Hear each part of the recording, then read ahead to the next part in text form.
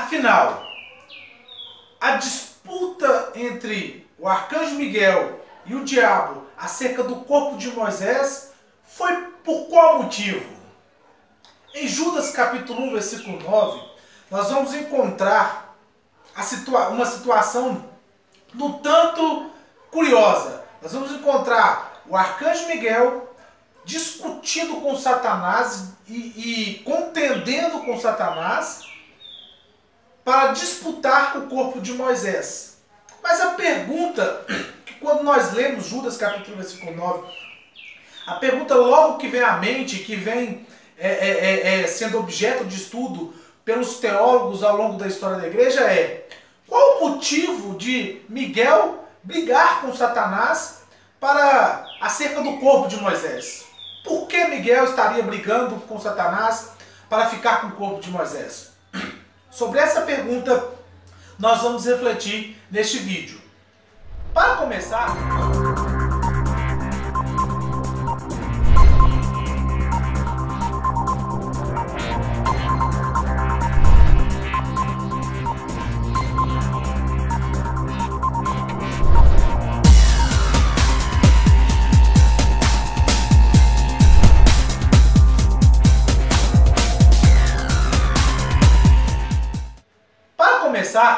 existem duas correntes teológicas que vão debater com relação aos motivos pelos quais houve essa discussão, essa briga, essa contenda entre Miguel e o diabo acerca do corpo de Moisés. Precisamos lembrar que Moisés morre e após a morte de Moisés, em Judas 1,9 está escrito que o arcanjo Miguel ele contende, briga, enfrenta uma luta contra o diabo para ver quem vai ficar com o corpo de Moisés.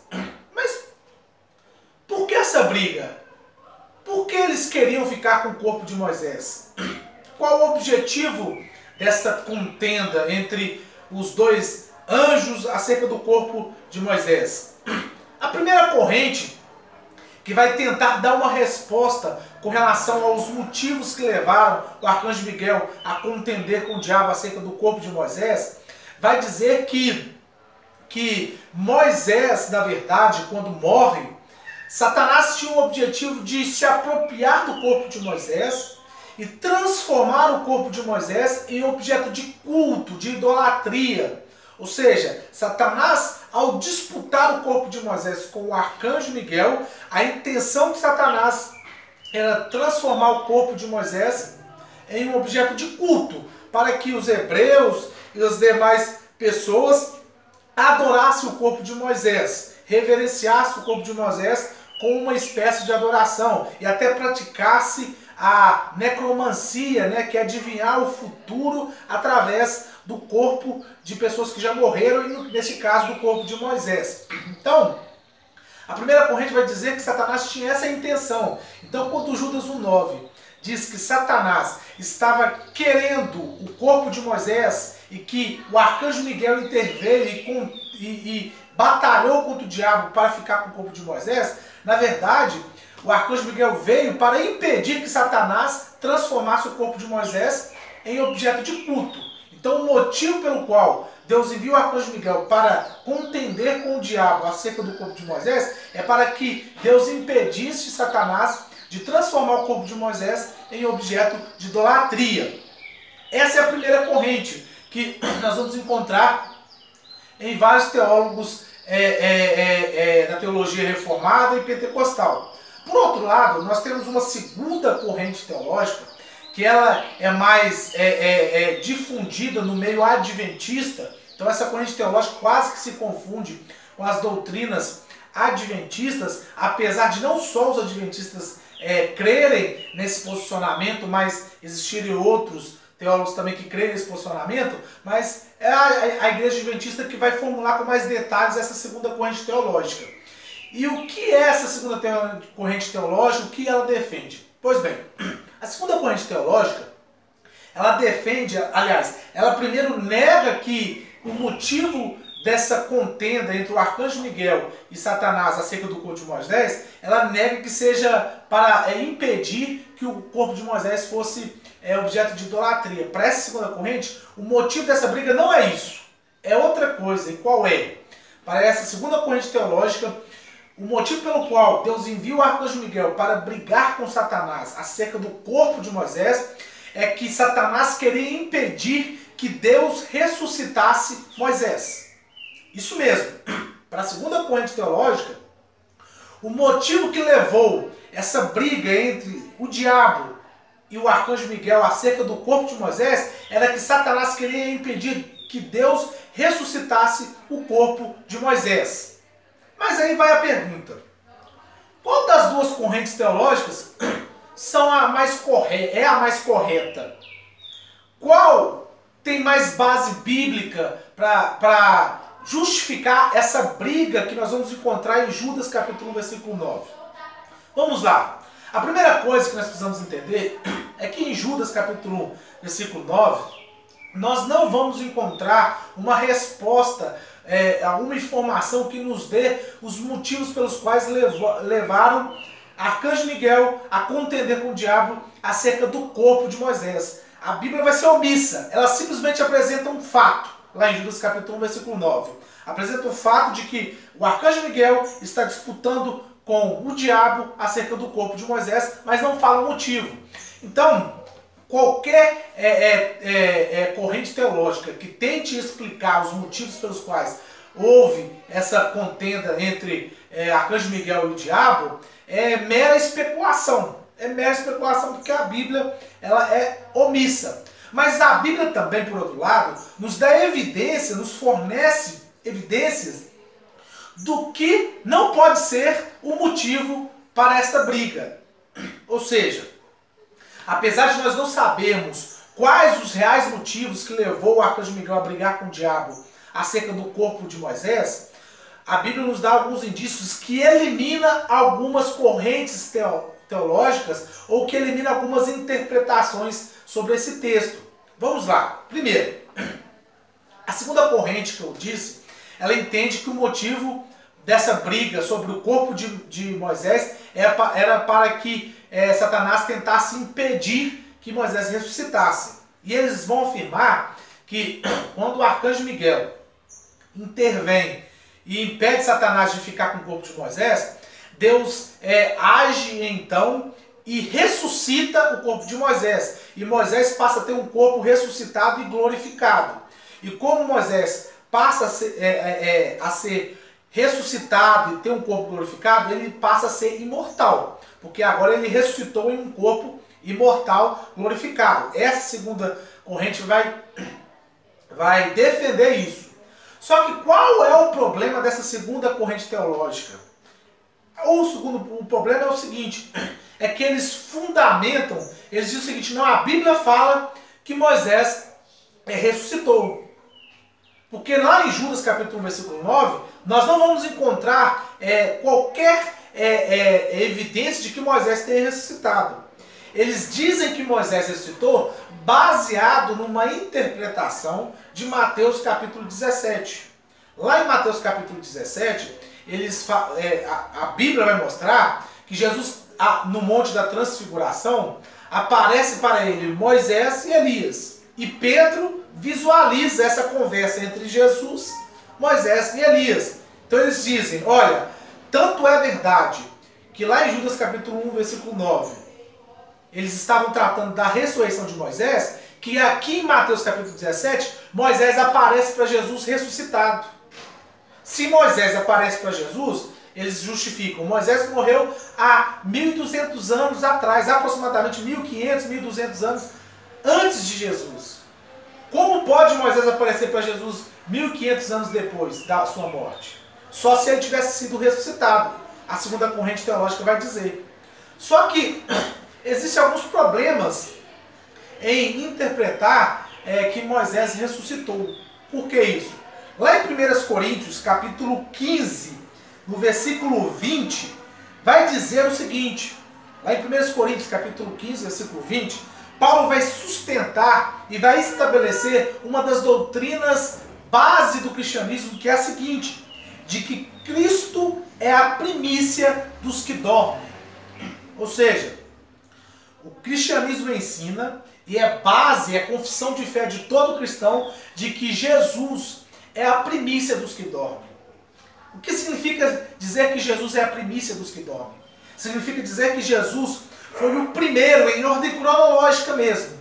Jesus foi o primeiro a ressuscitar em um corpo imortal e, portanto, glorificado. Houve outras ressurreições antes de Jesus morrer. O próprio Jesus ressuscitou Lázaro. Mas Lázaro e as outras pessoas que ressuscitaram antes de Cristo, ressuscitaram em um corpo mortal. Tanto é verdade que essas pessoas ressuscitaram e com o passar dos anos morreram novamente. Agora, Jesus é o primeiro que ressuscitou e ressuscitou em um corpo imortal. Jesus ressuscitou para nunca mais morrer. Ele é o primeiro, ele é a primícia dos que dormem, ou seja, ele é o primeiro que ressuscitou para nunca mais morrer. E depois dele, aqueles que foram lavados e remidos no sangue do Cordeiro, também hão de ressuscitar, assim como Cristo, que é a primícia. Também nós, que morrermos, ressuscitaremos em um corpo glorificado e imortal, para assim como Cristo ressuscitou imortal, nós também possamos ressuscitar imortal para morar com Jesus. Então Jesus é a primeira pessoa da história da humanidade que ressuscitou em um corpo imortal, por isso ele é a primícia dos que dormem. Por que eu estou dizendo isso? Porque se a segunda corrente teológica que eu disse defende que Moisés ressuscitou, e é sobre isso que Judas 1, capítulo 1, versículo 9 está dizendo, então a segunda corrente diz que não é Jesus a primícia dos que dormem, mas sim Moisés. Porque se eu disser que Moisés ressuscitou, quando Moisés morre, Deus vai lá e ressuscita ele naquele episódio em que ele briga com Satanás, acerca do corpo de Moisés. Se eu admito que naquele momento Moisés ressuscitou com um corpo glorificado, então eu estou dizendo que não foi Jesus o primeiro a ressuscitar com um corpo glorificado e imortal, foi Moisés. E se eu afirmar que foi Moisés o primeiro a ser ressuscitado em um corpo imortal, eu estou indo contra uma doutrina bíblica, que é a doutrina de que Cristo é a primícia dos que dormem. Então, logo, se afirmar que Moisés ressuscitou contraria essa doutrina, eu tenho que rejeitar essa segunda corrente teológica que afirma que Moisés ressuscitou. Moisés não poderia ter ressuscitado. Porque se Moisés ressuscitou, ele é a primícia dos que dormem e não Jesus. Só que a Bíblia fala que Jesus é a primícia dos que dormem. Então, se Jesus é a primícia dos que dormem, então, por óbvio, essa segunda corrente teológica que diz, que interpreta Judas capítulo 1, versículo 9, dizendo que Moisés ressuscitou, essa corrente teológica não tem base bíblica. Por quê? Porque ela fere uma doutrina bíblica, que é a doutrina de que Jesus é a primícia dos que dormem.